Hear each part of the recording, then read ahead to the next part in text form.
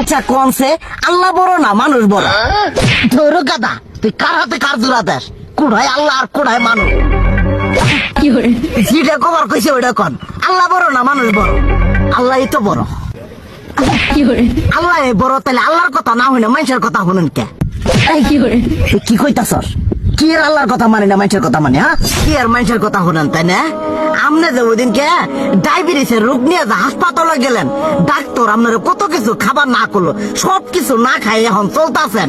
তাহলে আল্লাহ যে আপনারে কইছে যে হারাম খাবার না, সুদ খাবার না, কই আপনি তো কাম কাজ বাদ দিয়ে এলাকার মধ্যে টাকা পয়সা না গায়ে খালি ওইলে দিয়েই খান, নিজেরা টিয়াও হালাল ভাবে কামাই করেন না, ওই সুদও তো না করে টিয়া করে লাভ আহে ওইলে দিয়ে দিয়ে চলেন আর পেটা বড় বানাইছেন। শুনেন একটা কথা কই, হারামের কোনোদিন আরাম নাই।